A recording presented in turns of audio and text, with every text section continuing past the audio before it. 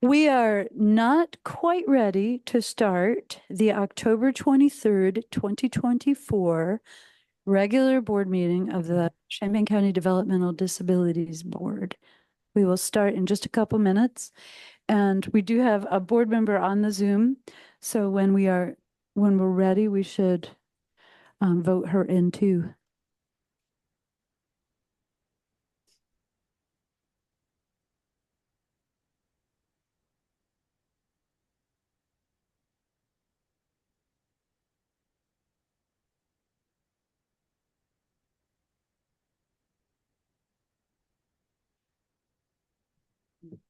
Very excited.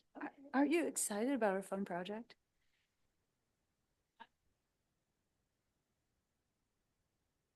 Oh yeah, well we have an expo in a couple days, so Right, we do.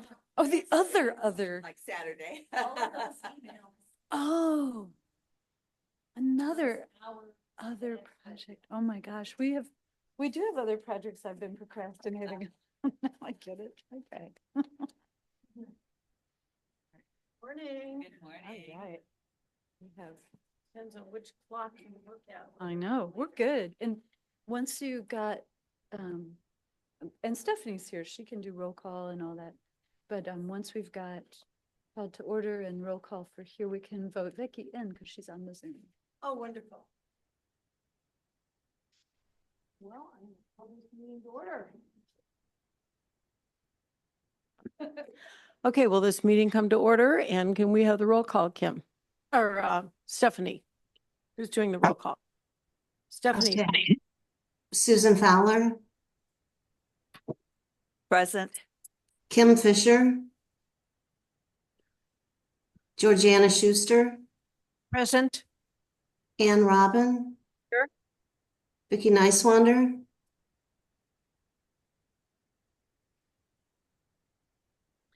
Okay, I think Vicky Nicewander is here virtually. And what do we need to do to make it? Second. Someone can move to have Vicky participate, so, and then second, and then voice vote. All right. Well, I move that we allow Vicky to participate virtually. Is there a second? I will second that motion. Okay. Any comments? Well, all in favor? Aye. All right. Vicky, you're in. And thank you so much for joining us. No problem. Thank you for voting me in. I appreciate it. All right. Okay. I'm going to go to citizen input and public participation. Oh, we have to, oh gosh, we have to vote to approve the agenda. There's a little star there. I just skipped over that. Is there a motion to approve the agenda? I so move to approve the agenda. And I will second that motion. All right. All in favor? Aye. Aye. Aye. The agenda is approved. Okay, we've got the meeting schedule, the acronyms online, thank you, and the citizen input public participation. Is there anyone that wants to come forward at this time? Anyone online?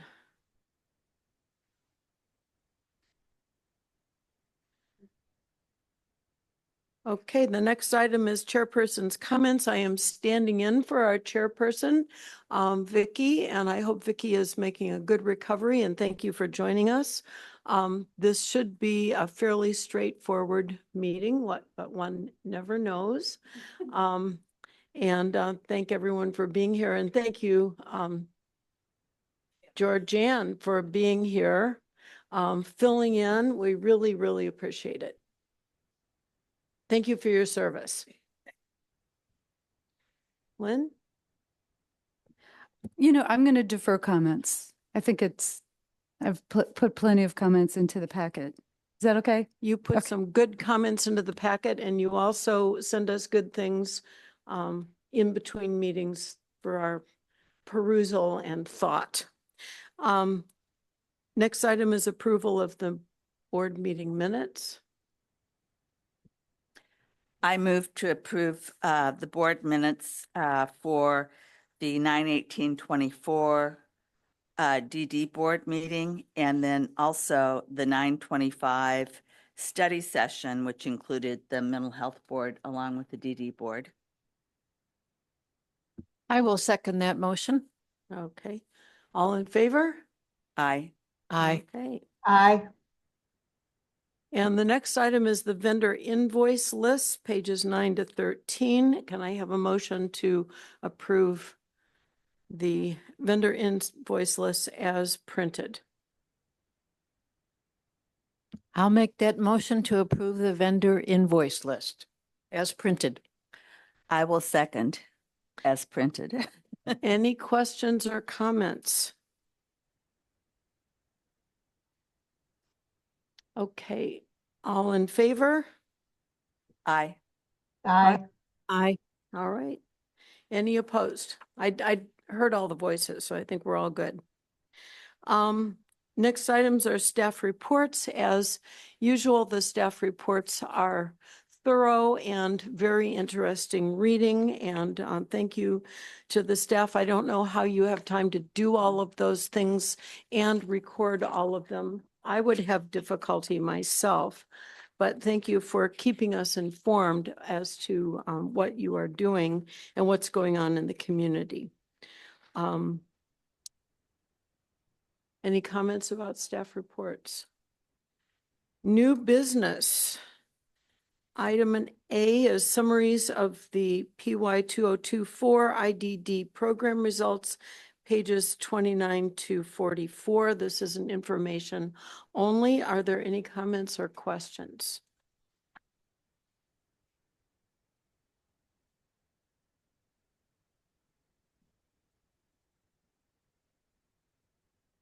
Yes.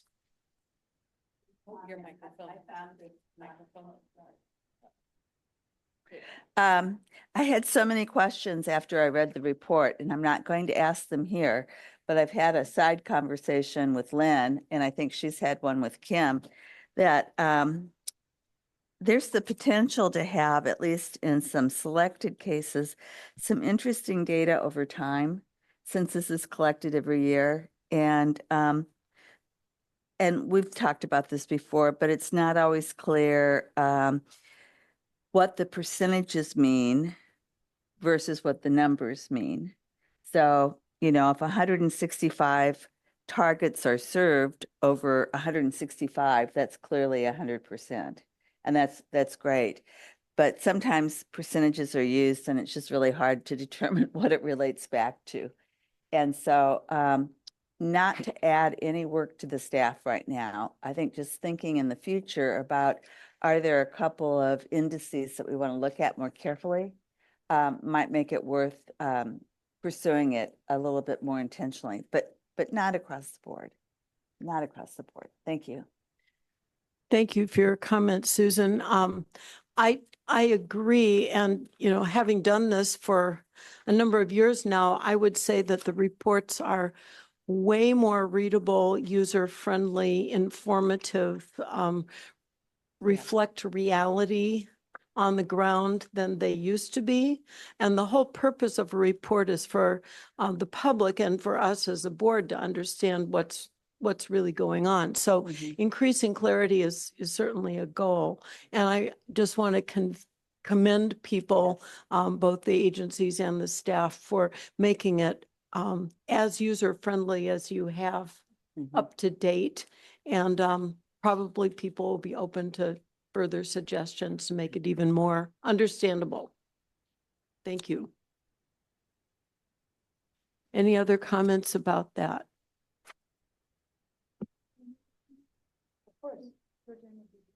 No. So one thing I think that made it sort of confusing on its face is this is a report that we traditionally bring to you in October that only shows the utilization targets, which are numbers of treatment plan clients, non-treatment plan clients, service contacts, and community service events, and hours, because the agencies also report hours for almost all of the programs. So those are just straight numbers, and then you can compare with what the targets were at the beginning of the year. But the agencies also provide a lot of detail about each of the outcomes, and they only provide it at the end of the year. They're giving us a look back. There are some comments about what went well and what didn't go well. Like, it's really fascinating reading, but there's not a lot of space in the board packet for it, and there's not a lot of time. So it is posted in a couple places. I've got it linked here. I'm going to try to open it on the screen so you can see. It's a very long document, 131 pages, but it's super interesting. And they talk about the outcomes, which are different from those, how many people were served. It's more, the percentages are used in the outcomes because they're looking for success. And so it'll be like 80% of people scored, showed improved scores post-test and pre-test. And they do a lot of work on those throughout the year. So this document is really fascinating. It's posted publicly. We learn a lot from it. I thought, oh my goodness, what if we just could summarize a few things from there and add them to the utilization report that we've been giving you, which made it a lot longer. I must say, it's really hard to summarize because I worry that we're losing the impact when we summarize. So this was just an experiment. And if it wasn't as helpful, we can look at other ways to do this. But what I learned from Dr. Fowler and what Kim and I've been working on the last couple of days is that a longitudinal look in, whether it's outcomes or utilization or both, could be super interesting, and we can do it because we have the data. So anyway, I thought it was worth a try, but I just always want to appreciate the agency's hard work on these outcome reports because we really do like them, but we don't make much of them yet. So. Of course. So Lynn very kindly sent me the 130-page document when I raised a few questions. Plus, she responded in at least a 2-page email, and I thought, I was just curious. But this is what I love about the staff and the potential of the agency reports. So I had in mind more like perhaps we could get a graduate student who would like to play with the data rather than the staff who are already spread thin. And they were more curiosity questions, but some of them are maybe worth pursuing if we have concerns or questions or really want to highlight phenomenal successes, really great success stories. So I just can't tell you how overwhelmed I was. And not only did I get the report for the current year, but also back to 2007, I think, 2014, like something every really way back. You got every year that we've published it. Because I mean, some of them are 400 pages. They're really a lot, but this is really goes to the heart of what this money is doing in the community. So yeah, I don't want to oversell it, but I think there's really good material in there. Thank you for those comments.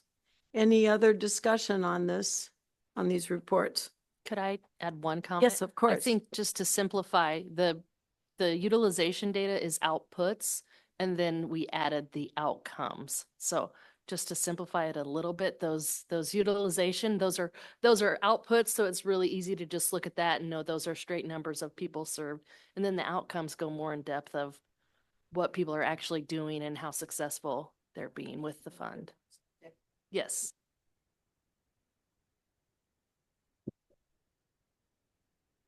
Okay, so the next item is the approval of the executive director contract.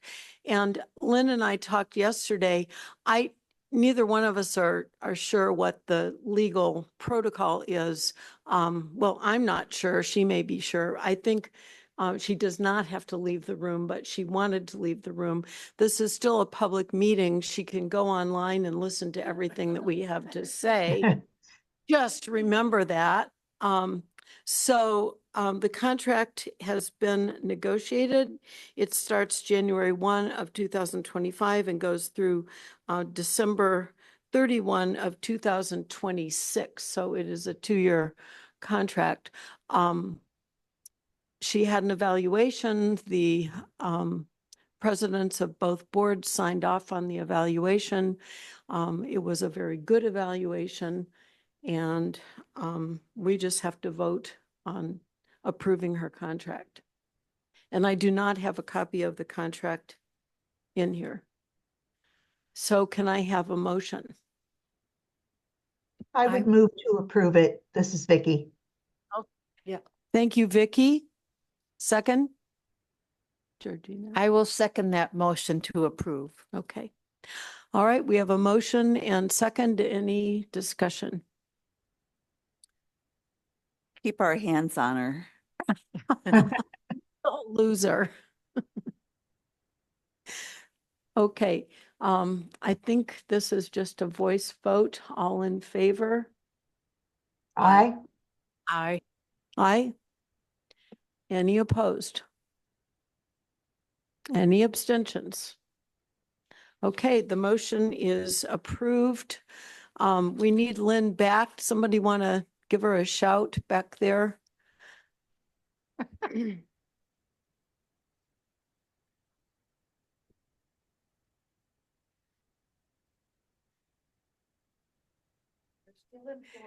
Lynn, you're employed for the next 2 years. No, thank you. Okay, well, we've accomplished a major item there. And the next item is a decision memorandum requesting approval for the revised draft 2025 CCDDB and IDD Special Initiative Fund budgets. Additional information is included, and we are looking at pages 45 to 53. So I need a motion first. I'll make the motion to approve. I guess I'll read it here. To approve the attached revised draft 2025 CCDDB budget with anticipated revenues and expenditures of $5,518,336. Is there a second? Okay, thank you, Susan. Okay, comments or questions? Anne? Yes. I just want to say that I was on the board many years ago for mental health. And I am so impressed by how the DD board budget has grown over time. And I looked through here and saw that there were only, I think, 2 years where it went down a tiny bit, but not significantly. Otherwise, as Lynn pointed out in the discussion, due to the economy, it's continued to be high and positive. And that is, really exciting. And now we wait to see what happens. But I think we should be very pleased with the county for the support that we have through the different taxes and levies for the board. And I would make the comment, once again, I always look at the numbers, but our budgeted contributions and grants for next year are 91.8% of our total revenue, which is, that's 92%. That's excellent.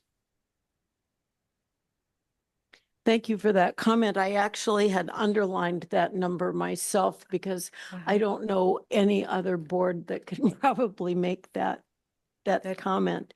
I mean, obviously, we do have to have operating costs and Right. staff has to be paid, but this is really phenomenal and this money that's going out there to serve the community. Okay, we have a motion on the floor. Any more comments? And I think, do we need a voice vote for this, Stephanie, or just a roll call vote? We need a roll call. Oh, okay, would you please do the roll call? Sure. Susan Fowler, Aye. Georgiana Schuster, Yes. Ann Robin, Yes. Vicky Niswander, Yes. Okay, that's everybody present. So the resolution passes. And the next one is, who would like to read it? Susan, you want to read the next one? Page 46. Got it. Motion to approve the attached revised draft 2025 IDD Special Initiatives Fund budget with anticipated expenses of $239,063 with equal revenues, including transfer of $233,063 from fund balance. Use of this fund is consistent with the terms of the intergovernmental agreement between the CCDDB and the CCMHB, and full approval is contingent on CCMHB action.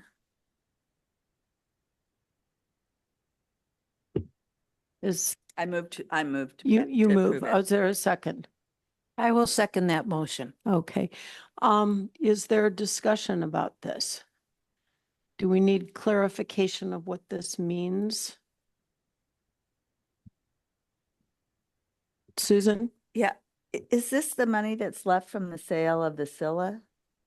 And we are just gradually attempting to spend down for special initiatives, the sale of the Scylla or the profits from that. Okay, that's what I thought. I just wanted to make sure. Yeah, that was the clarification I was looking for. Yes, absolutely. This is in the last few years, you haven't had to approve any revisions to this one because it's so simple and we got it right the first time. And then if the revenues changed, they would impact the DDB and mental health board budgets, but not this one. This one surprised me. And the change is that our anticipated interest income is going down. And when I talked to the budget director, he was, pretty sure that the estimate we had in there was way too high. So it means not only that you'll have lower investment interest, but to make the commitment of expenditures, we need to transfer a little bit more of the fund balance to compensate. So really simple changes, but they caught me by surprise. But of course, interest income is going to go down. So anyway.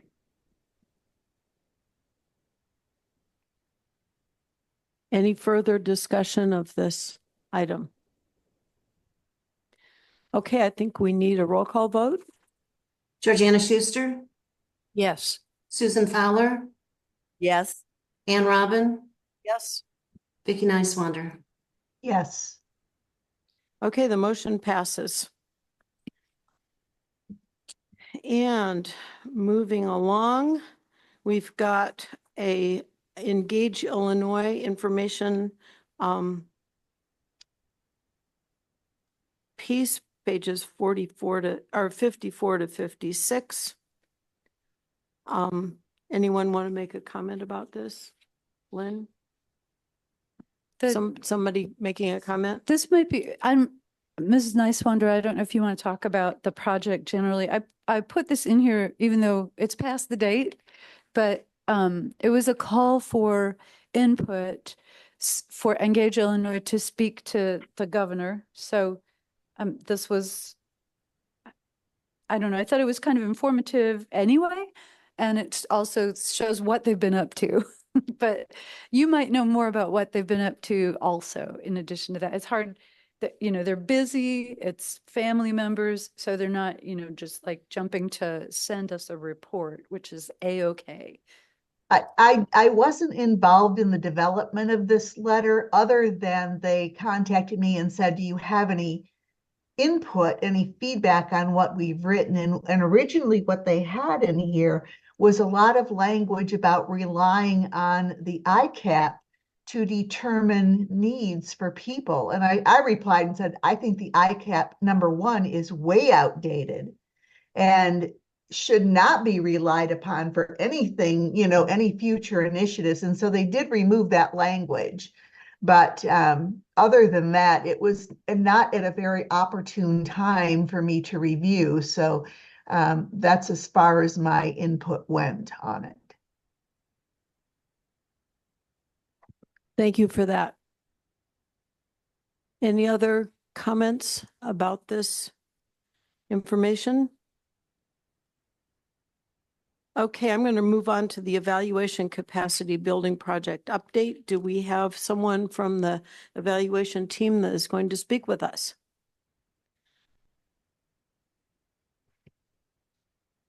Good morning, everyone. I'm Jacinda Darietis. I direct the Family Resiliency Center and I'm PI on the evaluation.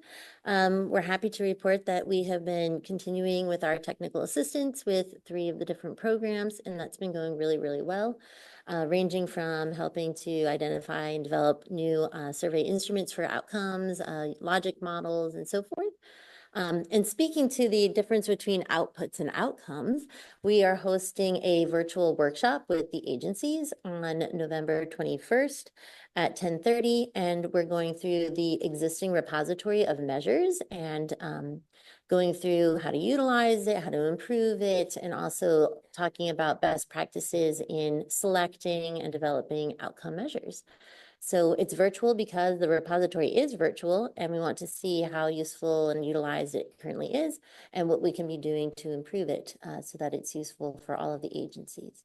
So we've reached out to all of the agencies and have asked them to participate in this virtual workshop, and also anyone that they know of who would benefit from it is welcome to join as well. So we're very excited about that. And we have a micro learning that's going to be launched right before that, which is going to be a little bit of homework, but they're very, very short videos to prime about outcomes and outputs. So that's what we've been busy, hard at work doing as of late. So. Can you put the information about that virtual meeting in a form that Lynn can send it out to the board if there's anybody on the board that's interested in participating? Yeah.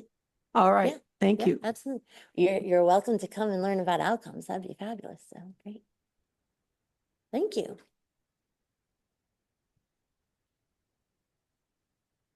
Thank you. Well, that sounds like an interesting program for somebody that has time to do it. Okay, we want to hear about the Disability Resource Expo update. I believe the expo is this Saturday, so coming right up. Everything should be ready. Who's going to speak about it?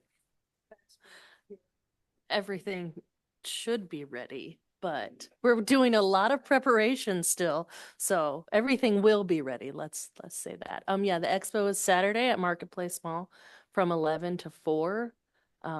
I know that we still need a few volunteers for the later afternoon sessions. I believe the afternoon session for greeters, we may need a couple, and then the tear down and dropping stuff back off at the storage facility, so we can make sure to send the volunteer link later this morning. They are doing something new this year. They're doing an exhibitor meet and greet. So I think that starts at 10:30, Becca. What is that? 9. It's before the expo. We're not sure exactly what time that starts, but some of the feedback they got last year was that exhibitors wanted the opportunity to speak with other exhibitors. So they are doing a little juice and maybe some snacks, I think, in the food court area to give the exhibitors that opportunity to connect. I can't think of anything else that's like, it's a very it's moving, it's constantly moving. So Saturday at 4 I'll be exhausted and I'll sleep until Monday. So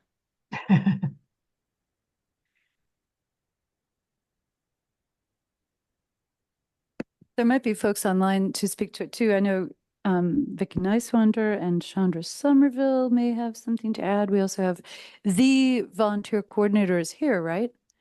So, or Chandra and Becca are the volunteer coordinators.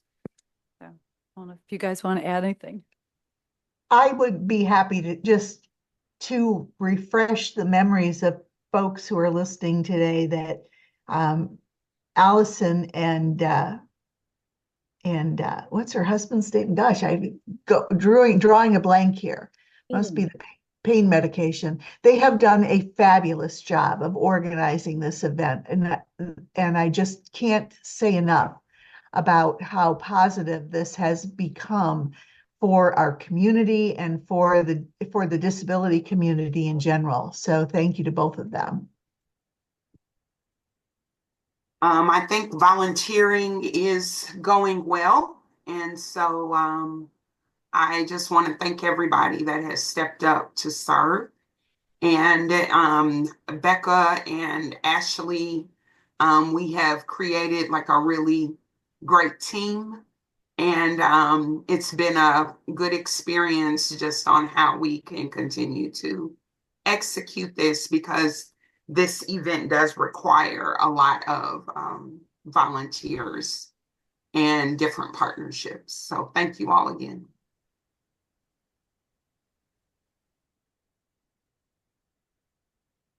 Thank you for that. Any more information about the expo? All right, we're ready for successes and other agency information. Who wants to go first?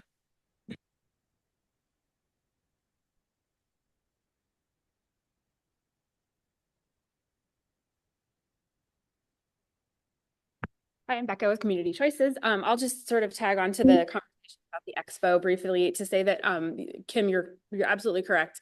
That afternoon time slot from about 2:30 on till the end of 4:35. At the end of the event, we do still need a few people, although we're doing quite well. There's one other area that we are still looking for a couple folks, and that's just 1 or 2 people that can support the accessibility table for like the second half of the event. So I think between like 12:30 and 4. Yes.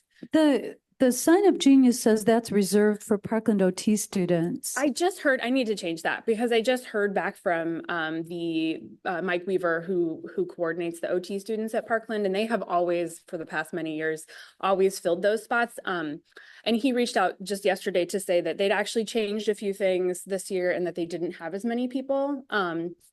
And so if you are someone or you know somebody, we are still looking for those spots, and I'll change that when I get back to the office and adjust it. But yeah, otherwise it's going really well. And yeah, to echo Chandra, I think we've got we've got it down to a science at this point of getting volunteers. It's been going quite well. Over at Community Choices, things are also going really well. I don't know that it's a very specific success, but I just wanted to just share in general that we've been extremely busy. I think the last 6 months or so has been some of the busiest that the organization has been. We had 14 new members join in Q1, which I have not gone back to review the data, but I'm pretty sure that is a record for us. We've had 10 before. And Q2 is really looking to be probably similar. We had, I think, just over 60 people at our family party that was just about a week ago. We're anticipating at least that many at our sort of holiday party that we do in early December. We've got new people coming in to looking for SDA support through the waiver. We've got at least 3 people confirmed, and we're talking with the ISCs about at least, I think, 3 other folks. So we're up to over 50 people that we provide that service for in the community. We also are still providing additional support for people who in our community support department who need sort of additional services. And I think there's one individual that we've worked with her in various ways for a very long time. And some things changed in her life where her parents had to sort of back away. And weren't really able to provide the same sort of support, and the state guardian got involved. And at that point, we really stepped in and started providing a lot more services, which is really what we had hoped would happen with the community support department when we expanded it. That we would be a resource for people when parents weren't able to provide the supports that they maybe once were in terms of coordination, in terms of getting people to medical appointments, and just kind of managing all of those details. And so obviously there's still lots of support that can happen, and we're still figuring a few things out. But it's been really exciting to see over the last, I would say, 4 to 6 months, how that program has really been able to do exactly what we had intended to do. It was always designed to be really flexible and very a la carte. And so the ways people used it has been, we didn't always anticipate exactly what that would look like. But this was what we were really hoping it could be a resource for. And so it's really been great to kind of see that come to fruition. So but in general, things are going well. We also have a new connect an employment person that started, and it was very nice. We were able to get somebody hired and started within 2 weeks of somebody leaving, which felt like a very big success on my part, or just, for the overall running of the organization. So that's it.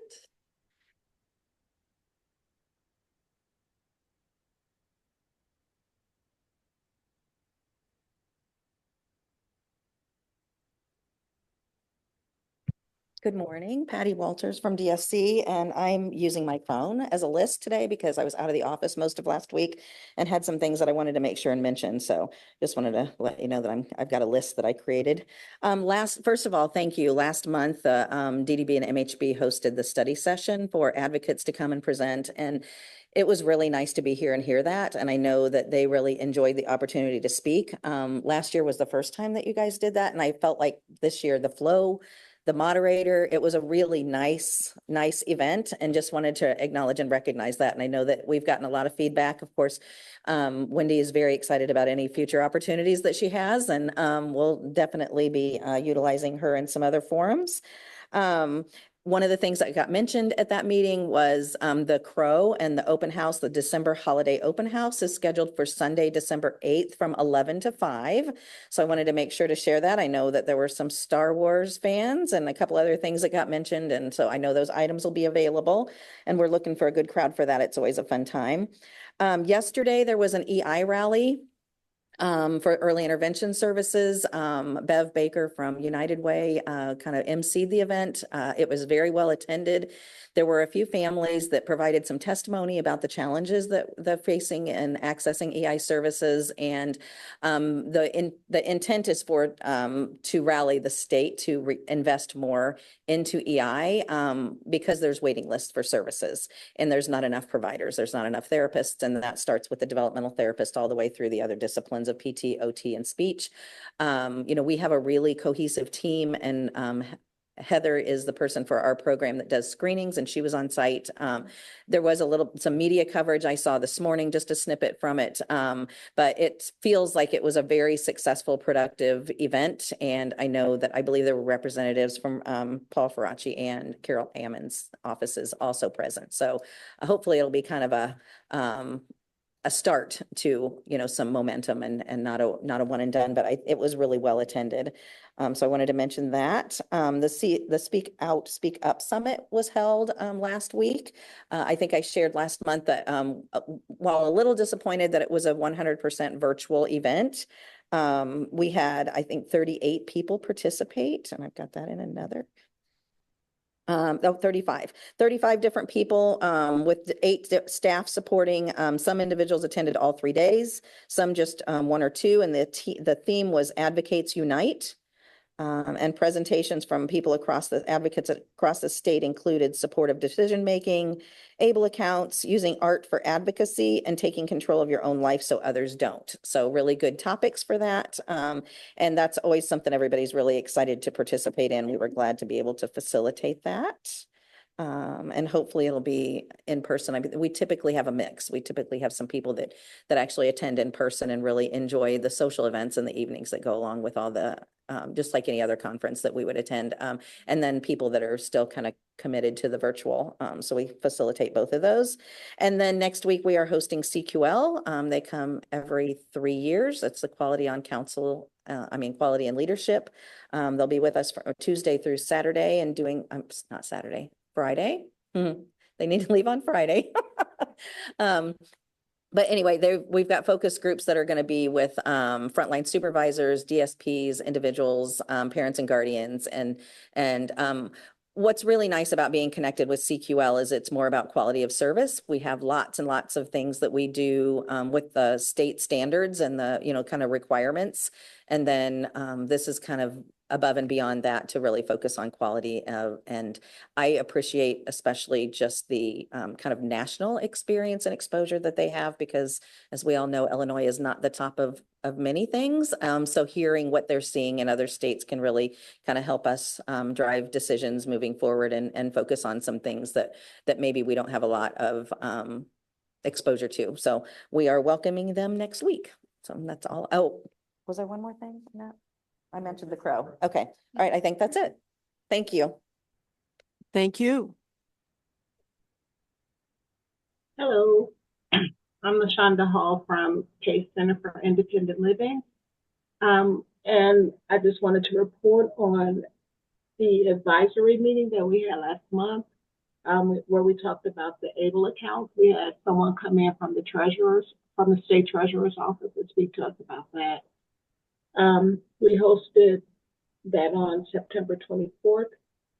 We also participated in Illinois Corner at the School of Social Work to get exposure out there as well. We had our I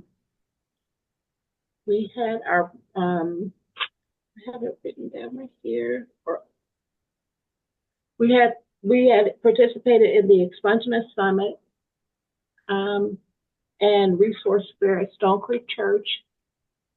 We also had Representative Carol Emmons come into our open house, and she spoke to us about some things that we spoke to her about some things in the community that were of interest to us, and she let us know that it's of interest to her as well.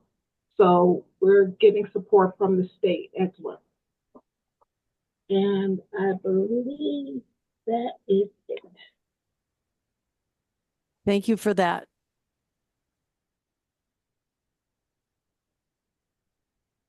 Okay, Sorry. Becca, we'll let you come back. Thank you. I appreciate it. I was just looking in my bag and I saw my mail-in ballot that I need to drop off at the end of the meeting. And it reminded me that I meant to share that we've been doing like a voting and sort of civic engagement class this fall. And so it's been meeting on Tuesdays and it actually ends on Election Day. And so we were able to, a couple of the people in the class were already registered to vote. We were able to get everybody else registered to vote. One of the participants came in yesterday and he had just gotten his voter registration card in the mail and he was very excited and he was just talking about like, I'm going to go vote today. And so anyway, it's been a really great class. We've been able to welcome in a few sort of local area politicians and people involved in the political process to kind of share about not only just kind of like the bigger offices that we're obviously going to be voting for here very soon, but actually some of the smaller ones that genuinely have a larger impact sometimes on our day-to-day life here in this community. And so they were able to share both like what they do, like what that role is like, as well as just like what that process of like running for an office and being you know, having constituents is like. And so it's been a really good class and we're hoping we can do it in the future too for future elections. And we've also been doing a cooking class in partnership with the Park District. They've been letting us use their lovely kitchen over at Phillips Rec Center. And we've been sort of doing a series of like, here are a lot, like 8 different things you can do with a rotisserie chicken, but very accessible form of protein that, you know, is easy to access and lots of tasty things you can do with it. So it's been going well. You. Is there anyone else?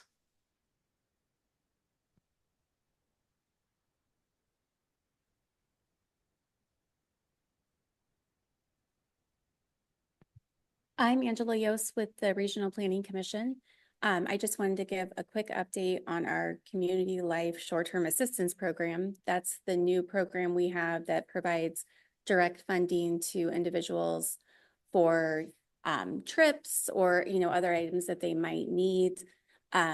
So with the end of Q1, we've been able to get a bed for someone that we found out had been sleeping on their floor for about 2 years. We've been able to help someone get items for their new apartment. They've been in a nursing home for a while and just wanting to make their home feel more like their own place after not having, you know, their own personal space. So we were able to get things like a chair, a comfortable chair for her, and a television and an iPad, those sorts of things, and just some little things to make it feel more like her own home. And have been working on a vacation, and the individuals leave today for that. So hopefully we'll have an update on that. Well, we'll have an update on that at the next meeting. So just really, the first quarter started out slower than we anticipated, but that's okay because we're figuring out the process, learning some things that we can do differently to make the process better, more cohesive, and, really figuring out how to make the program flow well. So it's in its works, and hoping that we will get more referrals soon. Thank you. Is there anyone else? Could I just ask a question of Angela? Is the vacation the honeymoon? So 2 people that they're supporting are taking their honeymoon. So I feel like that's extra special. Not just a regular vacation, but a honeymoon. Brings a tear to my eye.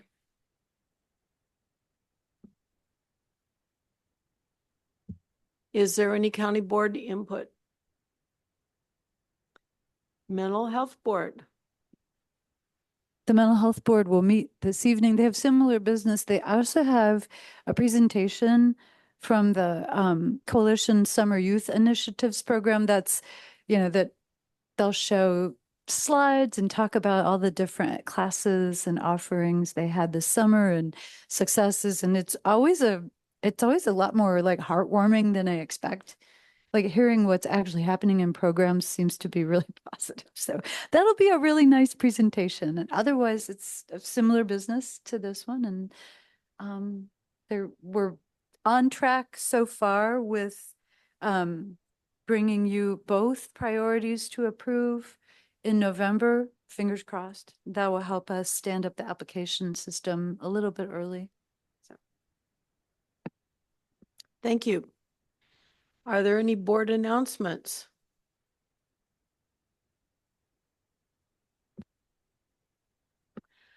Well, thank you for a very productive meeting, good information, and I believe we are adjourned.